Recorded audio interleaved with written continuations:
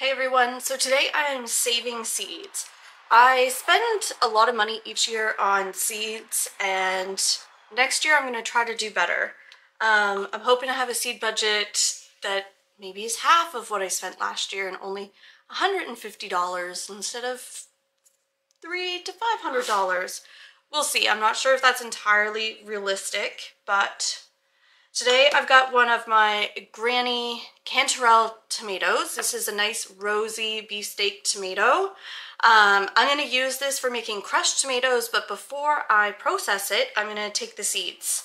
So I'm going to start with coring the tomato.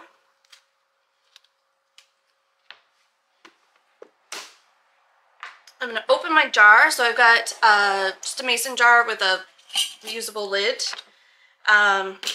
Jar funnel just to get all the seeds in there as much as possible. I'm going to cut the tomato in half.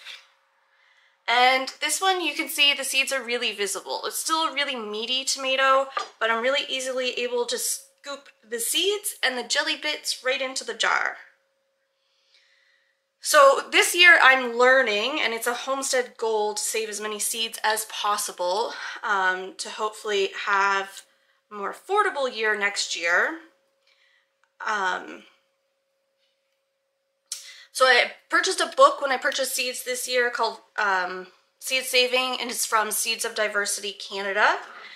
They help to have more seed savers in Canada, both professionally and hobby level. So I'm happy with these seeds. This was a really nice tomato. It's nice and rosy. I like these heirlooms. I understand that because I'm saving these from my garden where I have varieties closer together, that there may have been some cross-pollination between varieties. That doesn't mean that I'm not going to get a tomato next year. It just means that I might not get a tomato that looks the same as this one. It could have cross-pollinated with one of my Paul Robsons. So it could be more cat-faced next year, or it could be a darker color or have a slightly different flavor. I'm okay with that. I'm still most likely going to get a meaty tomato that is an heirloom variety. I guess not heirloom anymore if it's a new hybrid variety since they've cross-pollinated, but it'll taste like a tomato and I'll be able to use it for all of my cooking things. So that's what I'm doing this year. I thought I'd bring you guys along for that and show you that so far I'm on track for one of my homesteading goals. Hey everyone, I'm Megan. Welcome back to my kitchen. Today I'm working on seed saving. So I've already extracted the seeds from the tomatoes and I fermented them in the jar. You can see that the seeds have settled on the bottom of the jar and the gel coating is now loose. This is because they ferment it for about a week. My seed saving book that I had instructed to place them in a airtight jar in a warm place for 3 to 7 days. They said to shake it so that you wouldn't get mold, and I didn't quite follow the instructions. So my Paul Robson seeds are now full of mold and are going in the bin. That's okay. I still have a lot of Paul Robson tomatoes out on the vine, so I'll save seeds from another set of tomatoes and use those for next year, and that's okay. So far, I've strained off my Sun Gold tomato seeds, and I'm going to show you how to do that. And then I'm going to dry them. Now, I have quite a few different varieties of tomato seeds.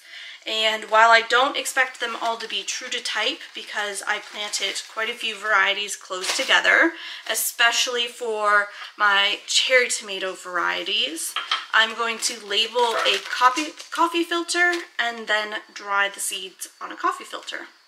Alright, I've got my coffee filter on my plate and I'm literally just going to write on here Sun Gold.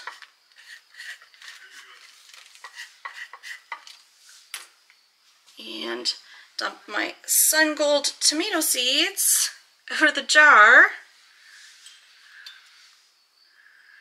Now I'm going to let these dry on the coffee filter. You can use a paper towel if you don't have coffee filters.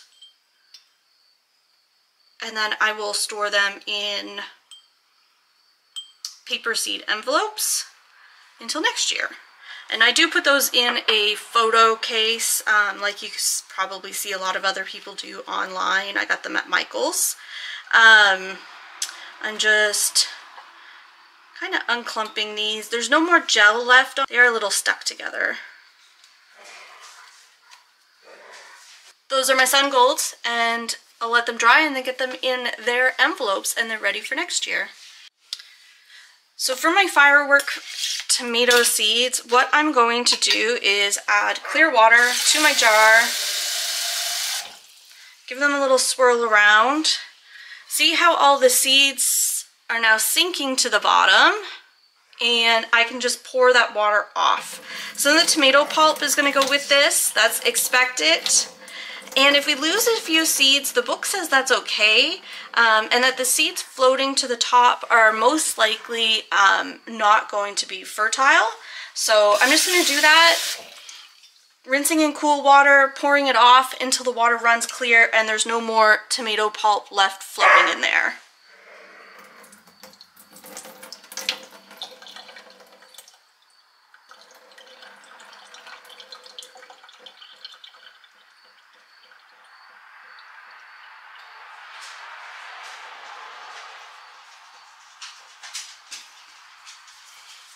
One more type ready for its coffee filter, but we've got a few more varieties up here. We've got some fundies. No mold in here, so we're good.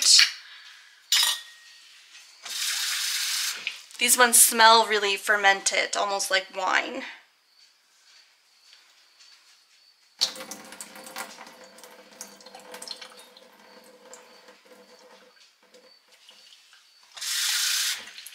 So my homesteading goal for this year was to learn to save seeds better. The only thing I've really saved before has been pepper seeds. And I'm learning that even some of the ways I had saved pepper seeds before were not correct, which would explain why some of the seeds I had saved in the past didn't germinate this year. I wasn't waiting until the fruit was turning color before saving the pepper seeds. So I am protecting my peppers out there right now in the garden. There's a few seeds here floating and I'm just going to dump those, assuming they're not viable. And when my peppers turn color, I will save seeds from those.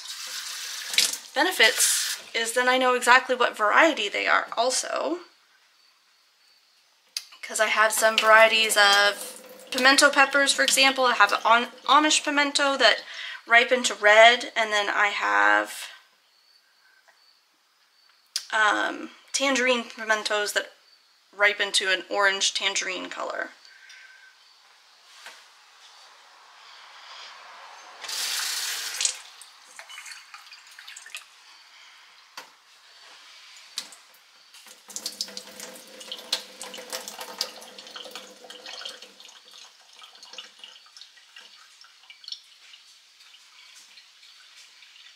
Alright, the gel coating is now off these seeds also. We're going to make sure to put the lid with those ones so we know what variety they are. Apparently I saved a whole bunch of fundies because these are also fundy seeds, and that's fine. It turns out I actually like this variety. I expected the fundy tomatoes to be a boring red tomato, and quite honestly it was a lot more meaty than I anticipated. It's been pretty good for canning. It's a determinate, so a whole bunch of them came ready at the same time, and it's worked out pretty well for me for canning, so this is one I'll probably keep in my rotation. They're also kind of smaller plants, so they might work better in pots.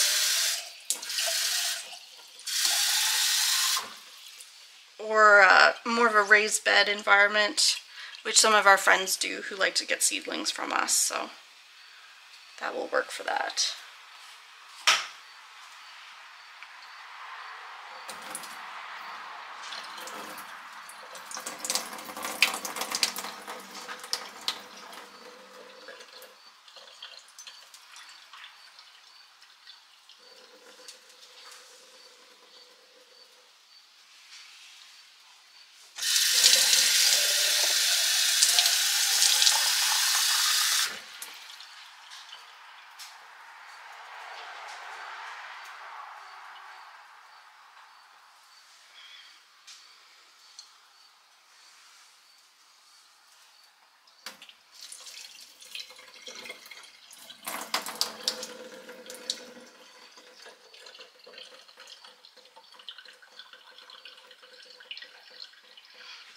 Okay, whole bunch more seeds for Fundy.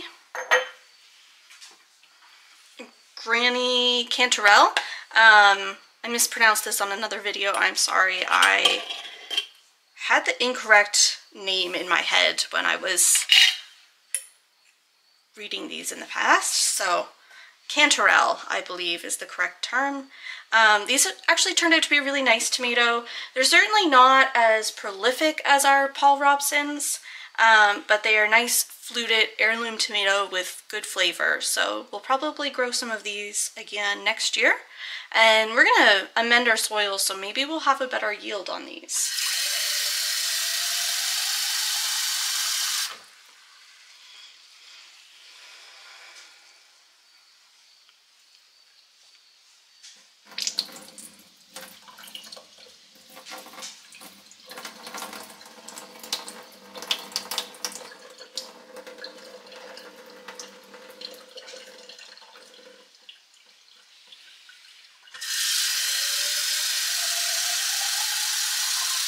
So I'm already liking the way, this way to save seeds. I don't need any extra tools or equipment.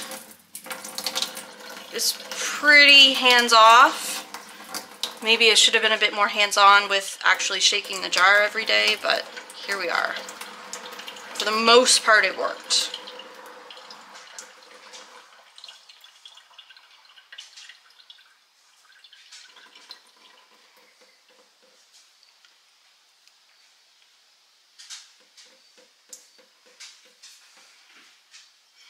Okay, Granny C seeds, Cosmonaut.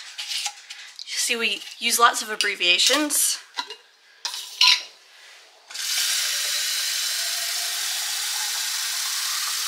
This is a wonderful orange tomato, and this year I had the largest fruits I've ever had from this variety. So I'm definitely making sure to save some of those seeds.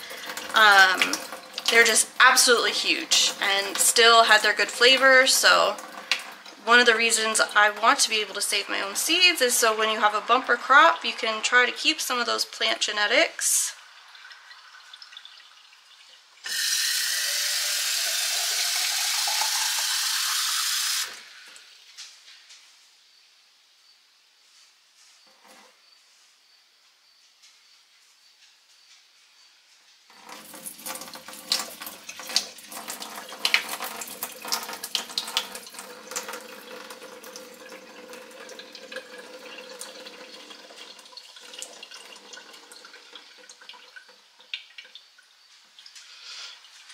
Alrighty, I'll get these labeled on their coffee filters and we'll be good to go.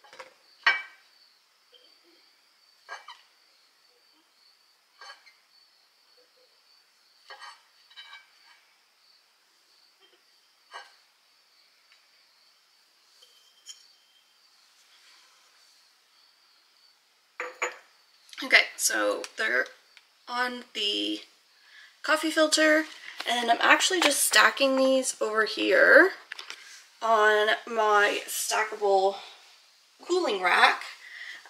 This will just allow for better airflow so that they can dry faster and take up less space in my kitchen, which is always a bonus. So I'm just labeling for the next one for Fun Day, and I'm going to do the exact same. Saving a whole bunch of different types of seeds today, and it's really quite easy. So I'll link the book that I purchased for seed saving below, and you can get saving your own seeds too. Catch you guys on the next one.